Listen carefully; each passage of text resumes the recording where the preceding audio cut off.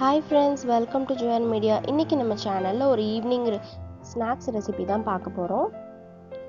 முதல்ல ஒரு ஆனியன், ஒரு 6 வெங்காயம் வந்து கட் பண்ணி வச்சுக்கலாம். அது கூட பச்சை மிளகா, ஒரு கை நிறைய கருவேப்பிலை சேர்த்துக்கலாம். அதோட உப்பு தேவையான அளவுக்கு, கரம் மசாலா முக்கியமே அதுதான், ஒரு ஸ்பூன் கரம் மசாலா, அப்புறம் ஒரு ஸ்பூன் வந்து காஷ்மீரி சில்லி பவுடர். நீங்கள் சாதாரண சில்லி பவுடர் போட்டிங்கன்னா அதுக்கேற்ற மாதிரி அட்ஜஸ்ட் பண்ணிக்கோங்க. கொஞ்சம் ஆயில் ஊற்றிக்கலாம்.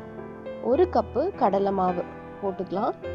அது கூட ஒரு 1/4 கப் அளவுக்கு அரிசி மாவு வந்து நான் எப்பவுமே ஃப்ரெஷ்ஷாக தான் அரைப்பேன். நீங்கள் உங்ககிட்ட அரிசி மாவு இருந்தாலும் போட்டுக்கலாம். இப்போ இது எல்லாத்தையும் நல்லா மிக்ஸ் பண்ணுறதுக்கு முன்னாடி கொஞ்சமாக பெருங்காயத்தூள் சேர்த்து நல்லா மிக்ஸ் பண்ணி எடுத்துக்கலாம். தண்ணி ஊற்ற வேண்டாம், தண்ணி தெளிக்கக்கூடாது. இப்போ ஆயில் நல்லா சூடாயிடுச்சு.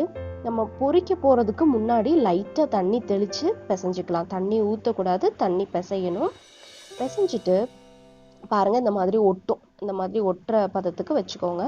கையில் இப்போ எண்ணெய் நல்லா முக்கிட்டு எடுத்து அப்படியே உருண்டையாக உருட்டக்கூடாது. அப்படியே எடுத்து கொஞ்சம் ப்ரெஸ் பண்ணிட்டு அப்படியே நம்ம போட்டு எடுக்கணும். இப்போ நல்ல ஆயிலில் எல்லா பக்கமும் வேகிற அளவுக்கு போட்டு நல்லா டீப் ஃப்ரை எடுத்து தனியாக வச்சிடலாம். பாருங்க எவ்வளோ அழகாக கோல்டன் ப்ரௌனில் வந்திருக்கு. இப்போ வந்து நம்மளோட சூப்பரான வெங்காய பக்கோடா ரெடி ஆயிடுச்சு.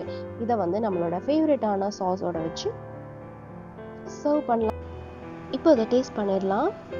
நல்ல உள்ள சாஃப்டாக, வெளியே கிறிஸ்பியாக, சூப்பராக நம்ம ஆனியன் பக்கோடா ரெடி.